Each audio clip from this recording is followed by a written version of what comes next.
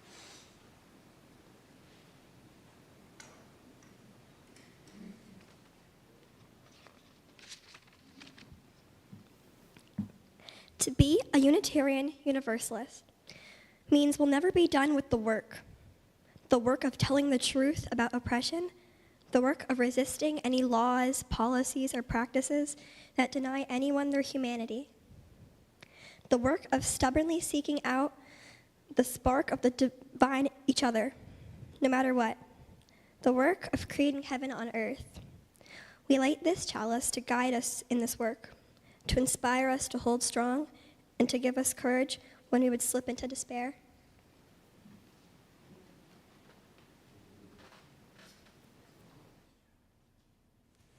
Good morning on this rainy day. We gather today, as always, in this place of love, this place of communal flourishing, to open our hearts, to expand our minds, and to see the sacred within each other. Come, let us worship together.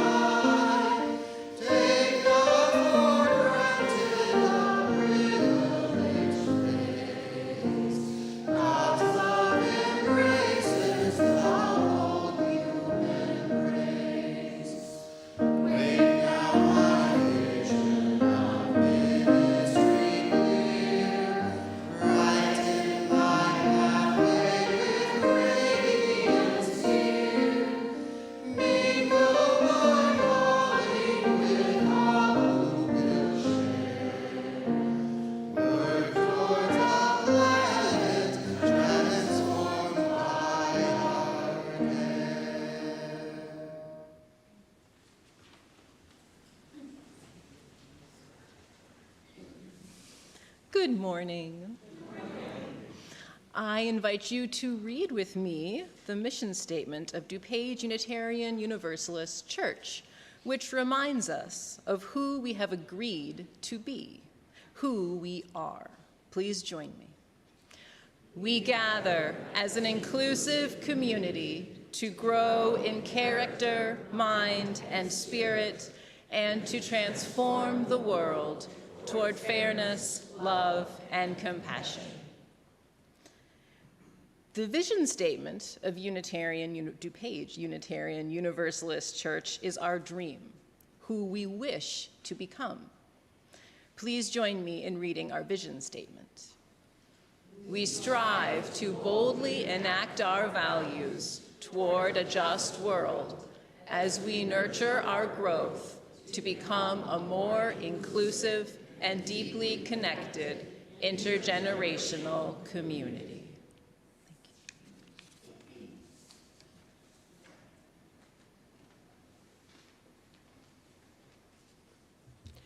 Our vision of beloved community is rooted in the relationships that we have with one another, our world, and creation. Each week we offer the opportunity for joys and concerns to be shared aloud here from the pulpit. The flowers today are given by the Kovacs and Cortez's families in honor of Mary Helen Kovacs, who passed away on October 19, 2024, from a rare cancer. She is greatly missed and remembered with love. And we hold both Wendy, Sasha, and Ethan, as well as Bill and Agnes, in our hearts. It is always painful for a young person to pass, and especially one that has been so loved by our community. How many of you showed up at a march yesterday? Yay, thank you.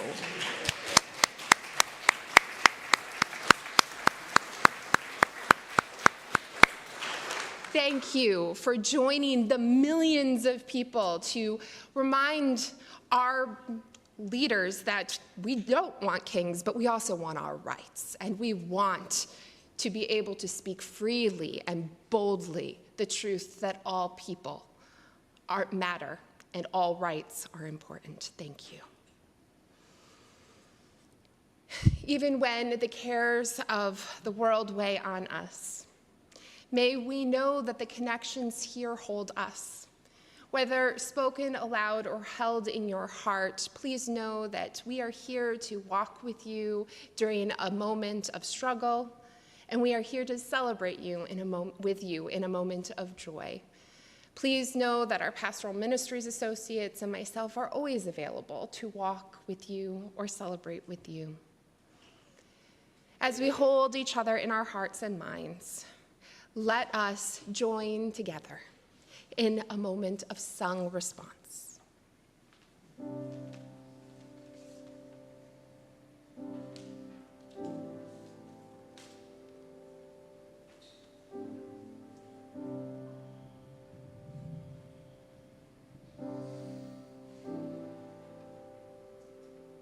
I am continually reminded of how very different things can be true at the same time. And I often find myself attempting to wrestle with these contradictions and try to resolve the cognitive dissonance back into some kind of consonance.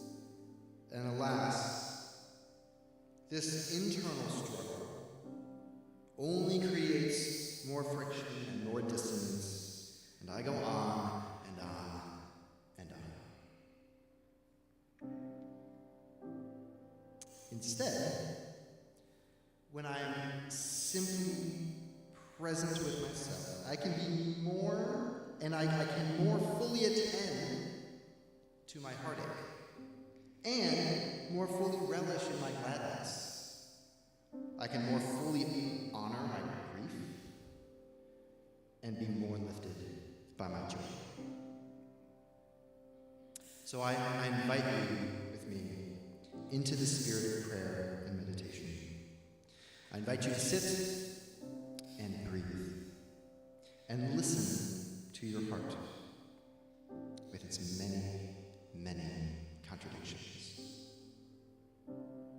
And when you feel ready, I invite you to join me in song.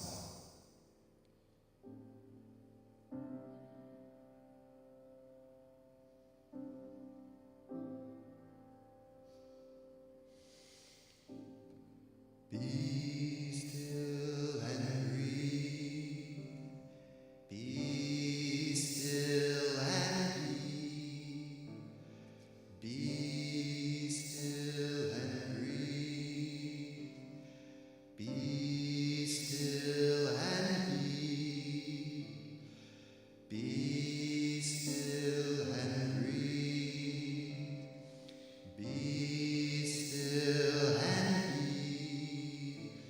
Listen to heartache, listen to grief. Be still and breathe. Be still and breathe. Be still and breathe. Be still and breathe. Listen to gladness, listen to joy. Be still and breathe.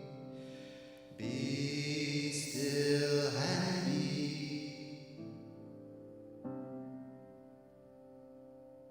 Now, letting go in order to be present and accepting the things we can't control does not mean we shrink away from action.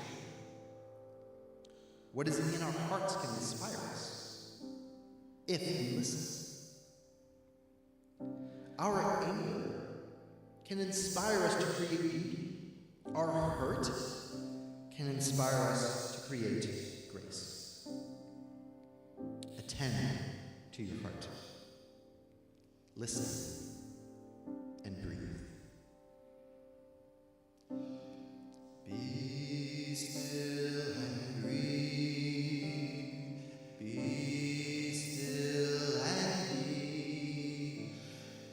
listen to anger, listen to hurt.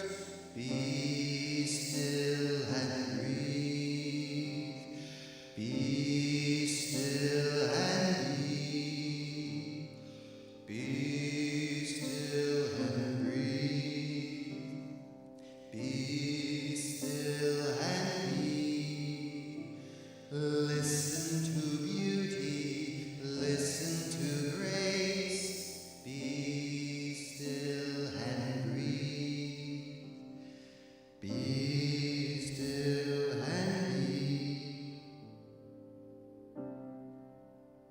Beloveds, look around this room. We have all found our way here. Again. We have found our way here to be together. And these beautiful, messy, profound, and yes, contradicting truths live within all of our hearts, and there is wisdom and power to be gained if we share them and if we listen. Be still and breathe. Be still and breathe. Listen to you, listen to me. Be still and breathe.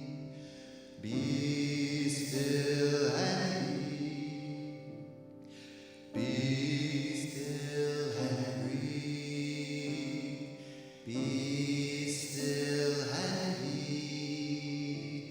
Listen to you, listen to me.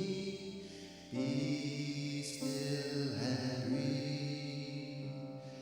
Be still and breathe. Be still and breathe. Be still and breathe.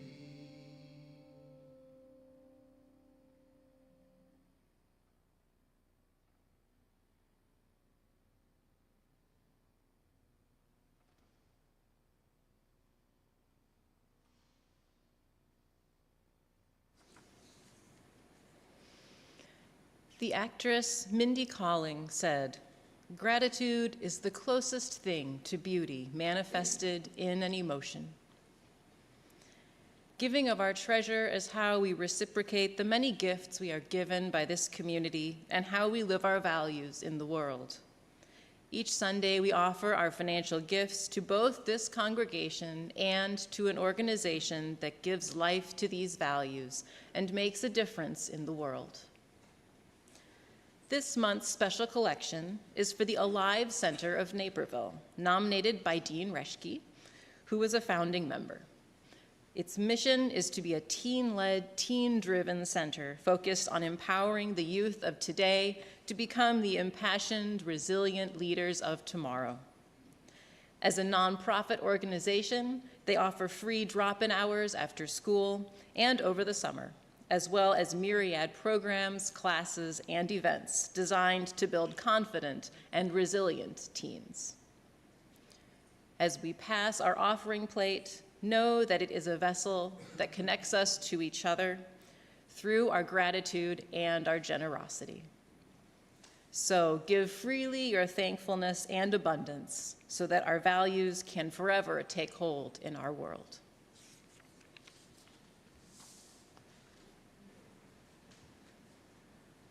I got more singing for you. This is from the hymnal, but you don't have to look at it. This is called This Old World.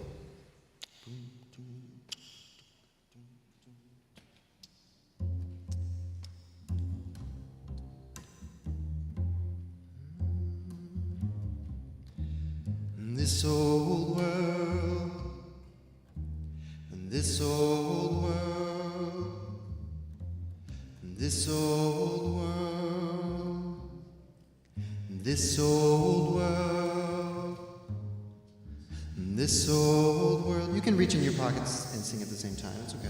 This old world, this old world, this old world, This old world is full of sorrow, full of sickness, weak and sore. If you love your neighbor truly, love will come to you the more. This old world, this old world, this old world, this old world, we are children. We're all children of one family. We're all siblings, cousins too.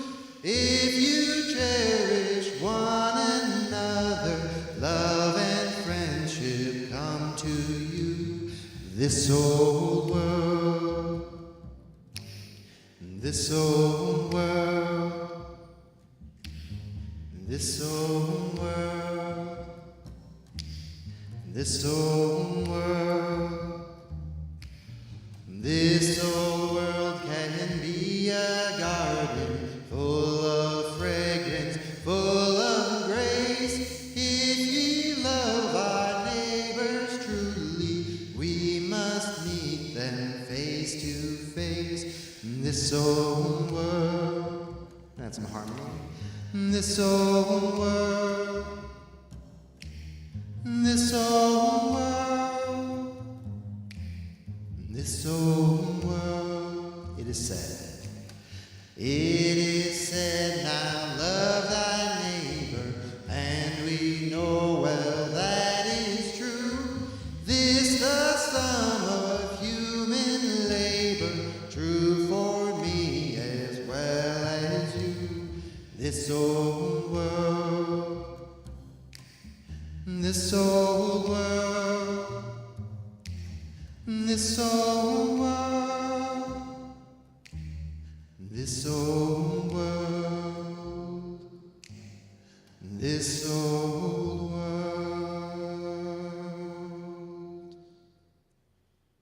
Yeah.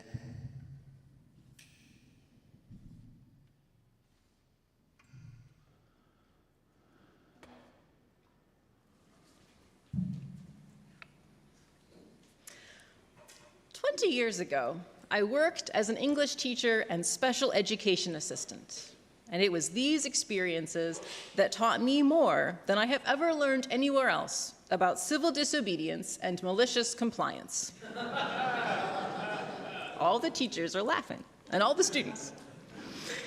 I began my teaching career in rural Arkansas just after graduating with degrees in literature and psychology and a summer of quick education prep with Teach for America. I was ready. I was not ready. In the end, it was my students that taught me more about teaching than my classes on teaching ever did. I had grown up largely in the Naperville school system, Naperville school system, which was designed for my success as a white cisgender girl with a good memory for anything that I wrote down and analytical skills that far outpaced my emotional intelligence. My students had grown up in a community where the public school, which was 95% Black and multiracial, was across a cotton field, and I am not making this up, was across a cotton field from the all-white private school that had been founded a year after desegregation became mandated.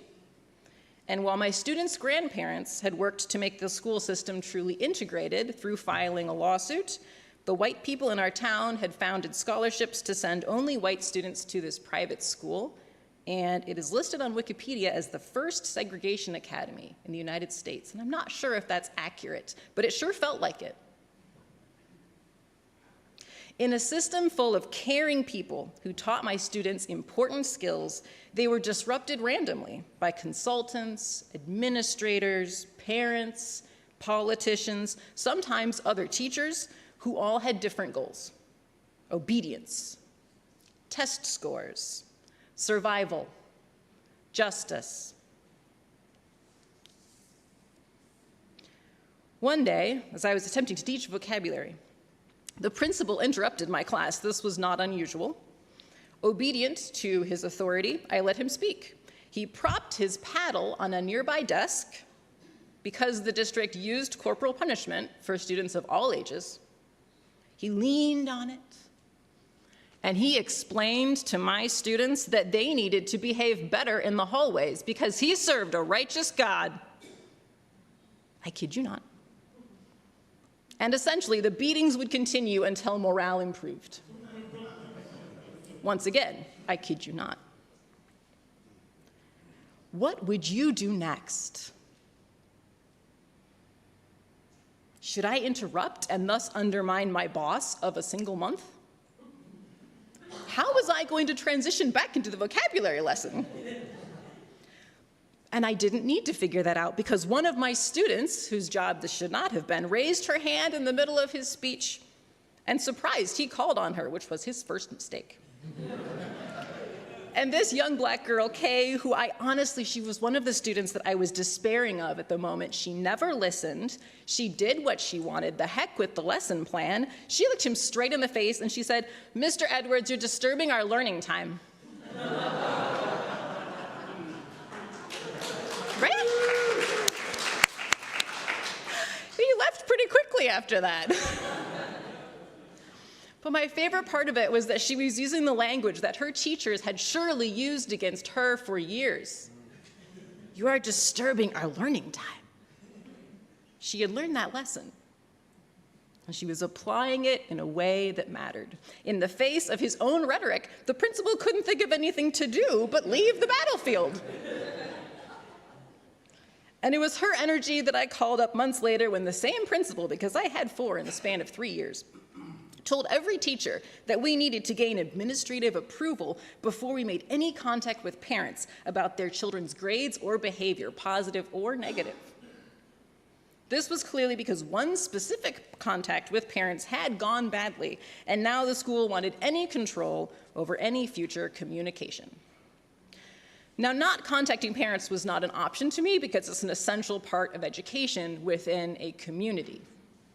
And as an English teacher, I had papers to grade plus normal education paperwork, daily, weekly lesson plans for 4 different classes across 7 different periods, et cetera, et cetera. All the teachers are nodding at me, yes.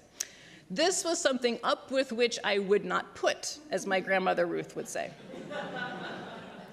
I stayed up late designing an approval form, and I filled it out for 5 parents that I wanted to contact after school the next day, and I brought them to the front office just after school ended, when the office was busy and everyone wanted to go home. And I presented them to the principal, and when he asked what they were, I summoned all of the innocence that a 20-something white girl in the South can muster, and I told him, "They're the approval slips for parent communication. Can you please sign them for my records?" And you could see in his eyes the trail of paperwork extending for hours. And I received an email the next day clarifying, not me, everyone received an email the next day clarifying that not all parental contact needed to go through the office. He would contact us as necessary. That principal never interrupted my class again. But not because of me. It was because of my student. I explained to him that I would no longer serve as a state-mandated witness to the corporal punishment meted out for office referrals, and I began handling as much of my classroom management in my room as possible. Not well, but as much as possible. And when, 2 years later, the police department used tear gas to clear a small riot that had broken out in the hallway, I sheltered students in my room until the air cleared. These were all small things. They did not fix the systemic problems that the school system faced or that my students dealt with every day. What they did do was emphasize to me, and I hoped to my students as well, that we are not alone and that the forces that attempt to control us are far more fragile than they would like us to believe.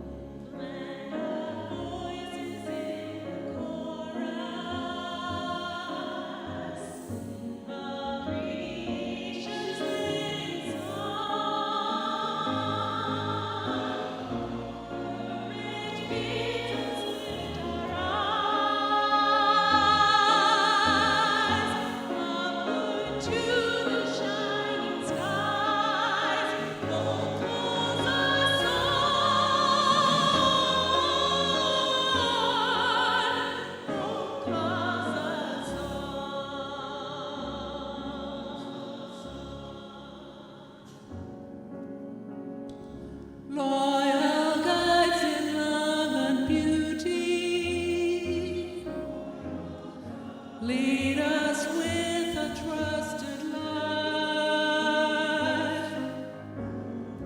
Blessed are they whose inward beauty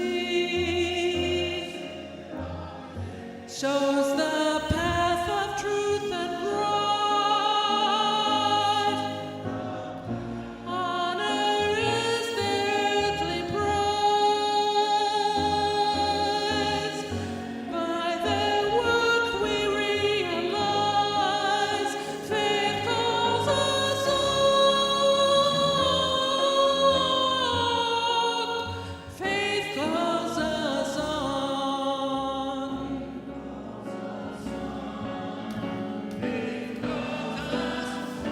We have shared a radiant hour when the truth has made us free, and the Spirit's gracious power dreamed of good that yet shall be. Bright the path before us lies. Joyful pilgrims now we rise, and life calls us on. Life calls us on. Oh, life calls us on. Life calls us on. Oh, life calls us on. Life calls us on.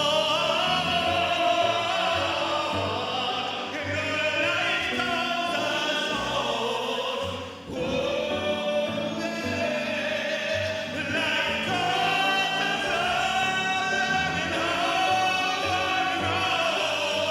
life calls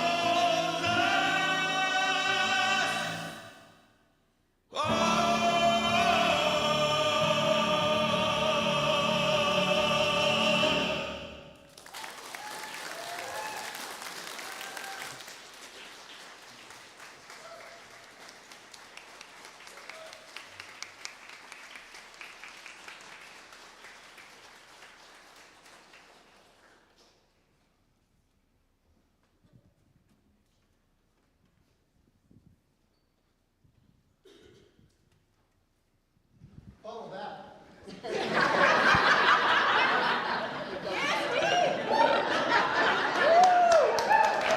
All right, I hear you. I hear you. It's time to gather. I'd like to invite all the kids to come forward and join me in a quick discussion.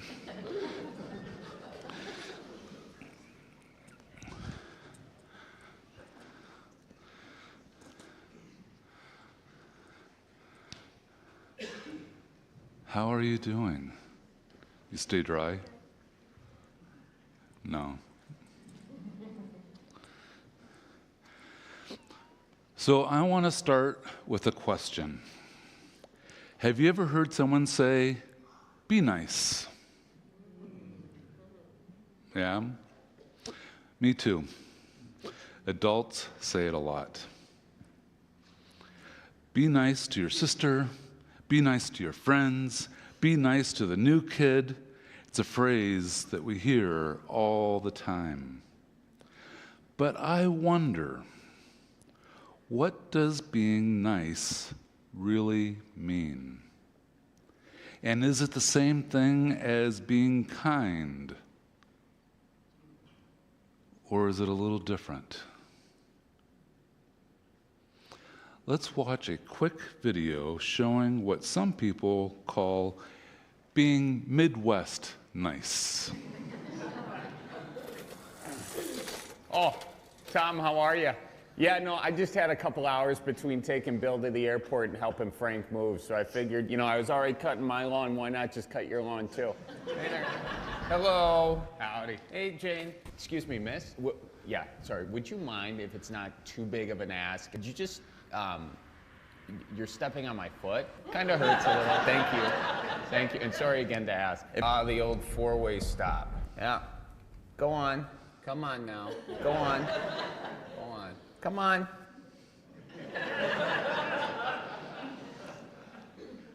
So is that maybe a little too nice? A little over the top? Well, being nice usually means using good manners.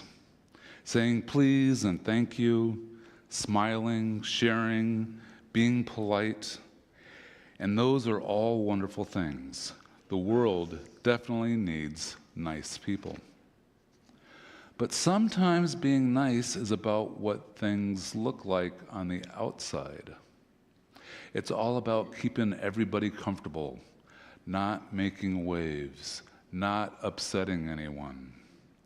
Sometimes we can be nice without really thinking much about what's happening for the other person inside. Have you ever smiled when you really didn't feel happy? Or said, it's fine, when something wasn't actually fine? That's kind of what being nice is like. It looks good on the outside, but it might not tell the full truth on the inside. Now, being kind, that's a little different. Kindness comes from your heart, not just your manners. Being kind means you notice when someone needs care or help, and you do something about it. If someone drops their lunch tray, being nice might mean saying, "Oh no." But being kind means kneeling down to help them pick it up. If someone at school is sitting alone, being nice means smiling as you walk by. Being kind means sitting down next to them and saying, "Hey, you want to eat together?" And if someone's being teased, being nice might mean staying quiet so you don't get involved. Being kind means speaking up and saying, "That's not fair," or getting an adult to help. Kindness can be brave. It's not always easy. Sometimes kindness means saying something that might feel awkward, like telling the truth or standing up for someone. But real kindness always comes from love. So let's play a quick game. I'll say a situation, and you tell me if it's nice or kind, or maybe both.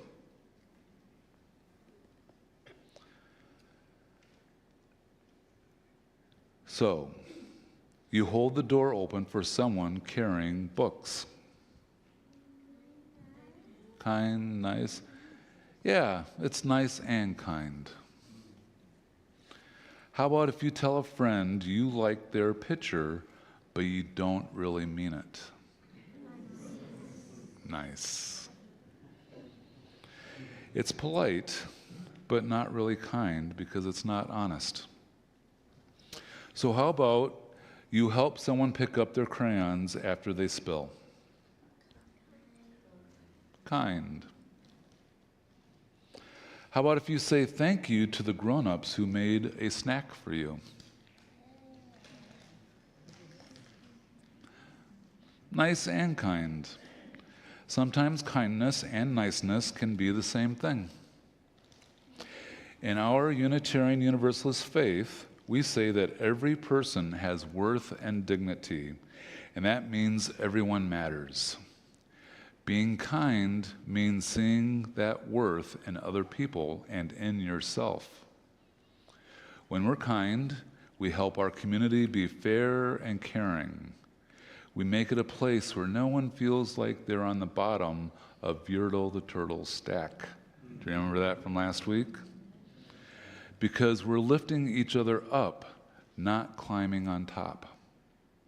So this week, when you find yourself about to be nice, take a deep breath and ask, what would it look like to be kind instead? Maybe it means helping. Maybe it means listening. Maybe it means telling the truth gently. Maybe it means including someone who's left out. Being nice makes things look good. Being kind makes things better. And our world, our pond, our community, our church needs both. But most of all, it needs the kind of love that lives inside each of you. All right, let's sing to the children. Thank you.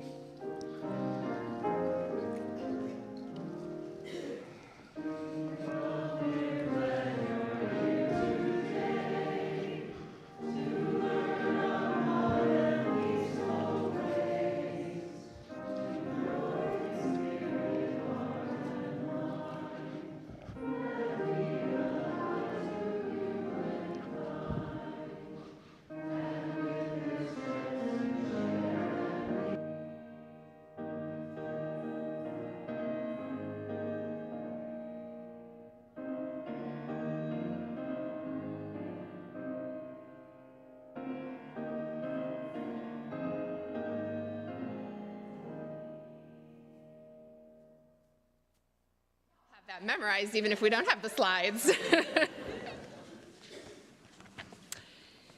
The purpose of this paper is to characterize simple sabotage, to outline its possible effects, and to present suggestions for inciting and executing it. Sabotage varies from highly technical coup de main acts that require detailed planning and the use of specially trained operatives, to innumerable simple acts which the ordinary individual citizen saboteur can perform. This paper is primarily concerned with the latter type. Simple sabotage does not require specially prepared tools or equipment. It is executed by an ordinary citizen who may or may not act individually and without the necessity for active connection with an organized group. And it is carried out in such a way as to involve a minimum danger of injury, detection, and reprisal. Where destruction is involved, the weapons of the citizen saboteur are salt, nails, candles, pebbles, thread, or any other materials he might normally be expected to possess as a householder or as a worker in his particular occupation. His arsenal is the kitchen shelf, the trash pile, his own usual kit of tools and supplies. The target of his sabotage are usually objects to which he has normal and inconspicuous access in everyday life. A second type of simple sabotage requires no destructive tools whatsoever and produces physical damage, if any, by highly indirect means. It is based on universal opportunities to make faulty decisions, to adopt a non-cooperative attitude, and to induce others to follow suit. Making a faulty decision may be simply a matter of placing tools in one spot instead of another. A non-cooperative attitude may involve nothing more than creating an unpleasant situation among one's fellow workers, engaging in bickerings, or displaying surliness and stupidity. This type of activity, sometimes referred to as the human element, is frequently responsible for accidents, delays, and general obstruction, even under normal conditions. The potential saboteur should discover what types of faulty decisions and the operations are normally found in this kind of work, and then should devise his sabotage so as to enlarge that margin for error. Thus reads the introduction to the Simple Sabotage Field Manual, created in 1944 during World War II by the Office of Strategic Services, the OSS, the precursor to the CIA. It was meant to provide ordinary citizens in German-occupied territories with tactics to disrupt enemy operations without violence. The manual detailed various forms of simple sabotage, such as making inefficient work habits, delaying important decisions, and undermining morale through bureaucratic procedures. The manual was declassified in 2008, and its contents continue to be relevant for understanding how to disrupt productivity and order. My favorite tactics are listed on page 28 of the manual. Number 1, insist on doing everything through channels. Never permit shortcuts to be taken in order to expedite decisions. Number 2, make speeches. Talk as frequently as possible and at great length. Illustrate your points by long anecdotes and accounts of personal experiences. Never hesitate to make appropriate patriotic comments. When possible, refer all matters to committees for further study and consideration. Attempt to make the committees as large as possible, never smaller than 5. Number 4, bring up irrelevant issues as frequently as possible. Number 5, haggle over precise wordings of communications minutes resolutions. Number 6, refer back to matters decided upon at the last meeting and attempt to reopen the question of the advisability of that decision. Number 7, advocate caution. Be reasonable and urge your fellow conferees to be reasonable and avoid haste, which might result in embarrassments or difficulties later on. You laughed as much as I did. I see some of these tactics on both sides of our current political moment, and I'm seeing other less orthodox tactics too. I'm finding significant joy in the past couple of weeks in how the anti-fascist side is using these methods today. Over the last 2 weeks, I've been highly amused by the resistance movement in Portland, Oregon. The pictures of ICE and federal agents with costume protesters in inflatable frog and unicorn costumes or as fuzzy ducks. Here in Chicago, religious leaders have been offering communion before the Broadview ICE detention center. And this coming Friday, us UU ministers will be offering flower communion in front of the detention center.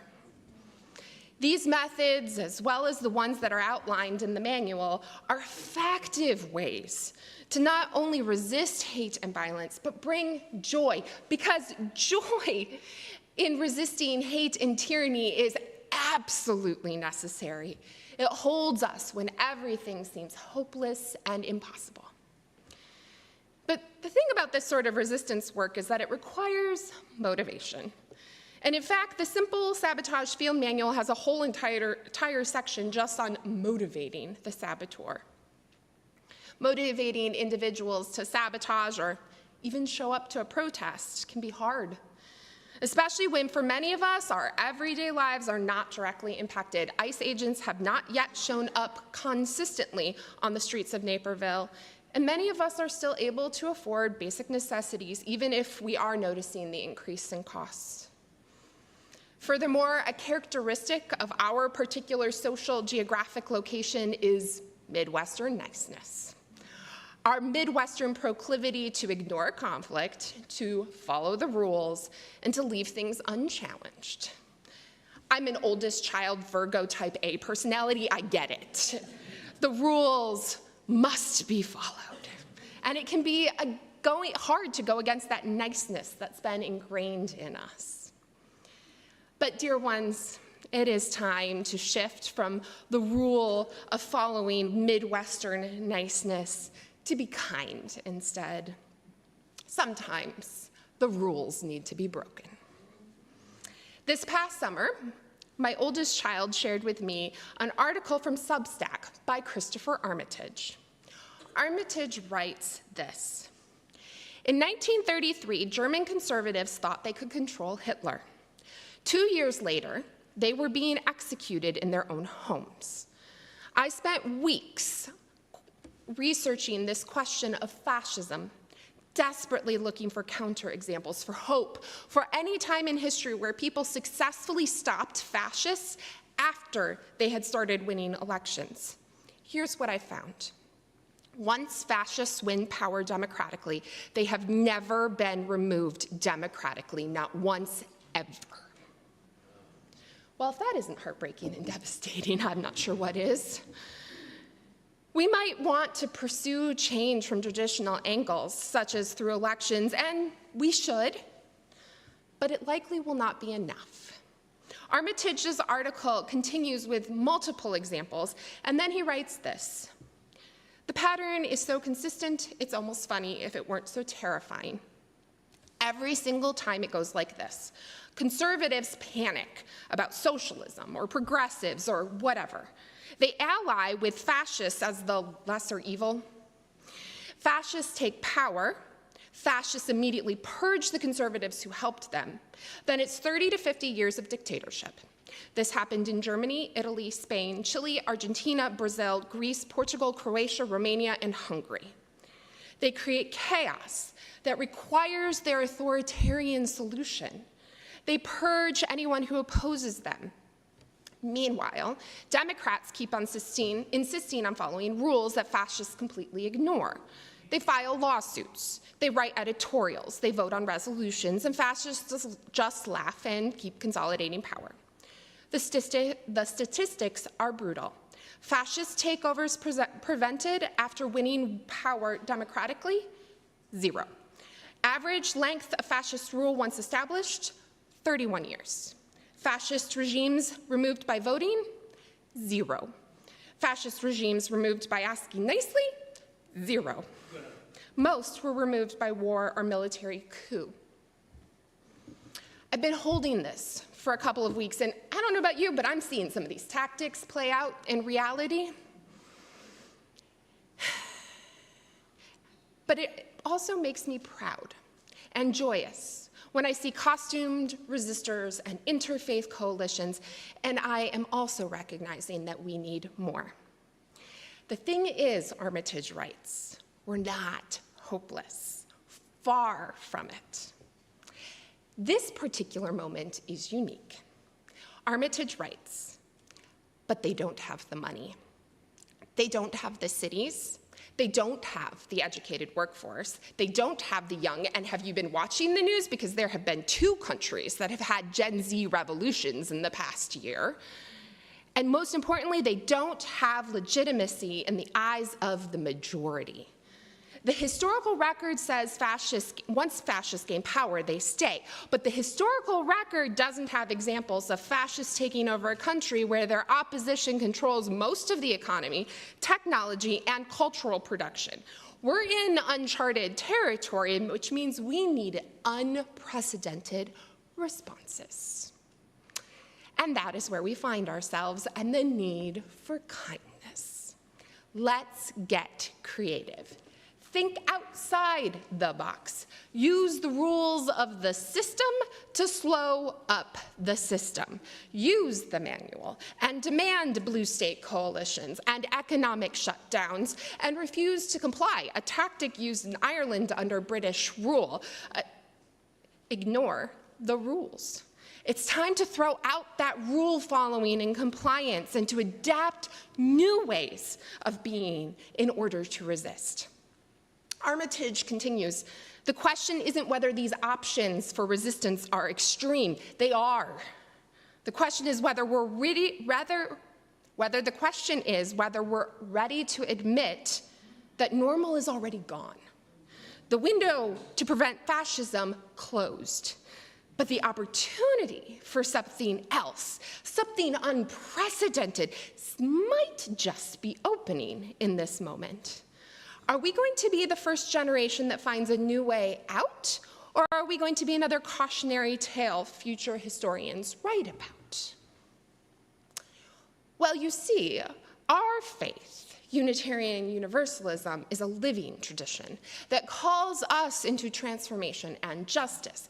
It calls us to change ourselves in order to change the world.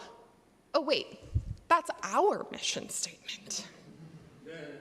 Whether it's the simple sabotage field manual, costumes, or economic shutdown, we need to be all in all the ways. We do this work so that we can live our values in the world and bring flourishing to all. This moment is more than just stopping hate. It's becoming our best selves that our world can become the beloved community. So how are you transforming? How are you resisting?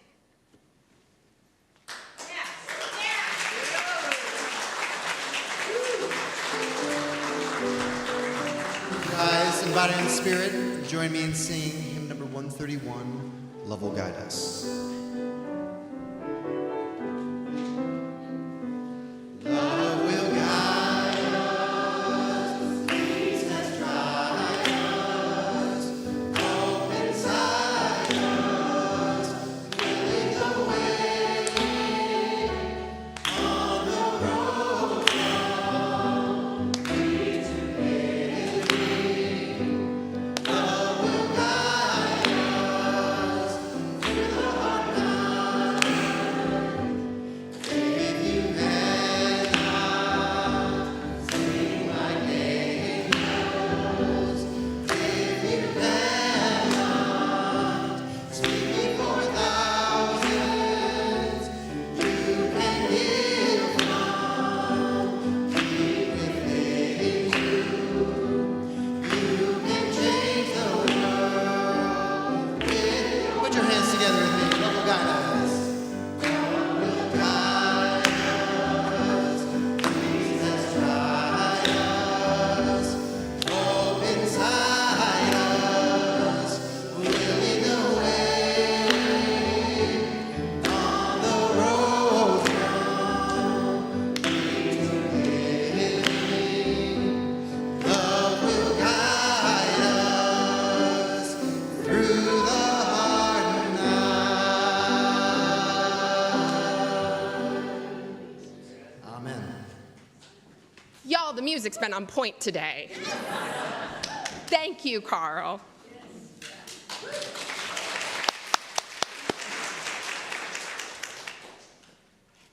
We need each and every one of us in all the ways and with all the love in this room and beyond. If we wish to really make it through this hard night, we need each and every one of us. And look at this room. It's filled with so much love and so many ideas and so much positivity and possibility. We can do this together. May it be so.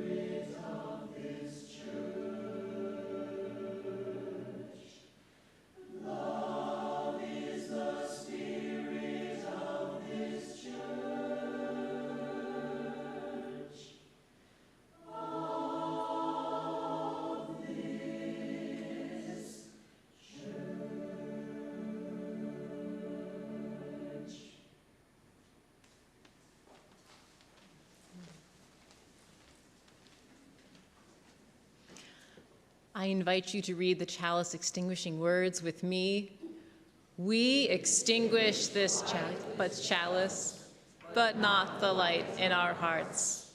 Until we meet again, may the warmth of our community carry you.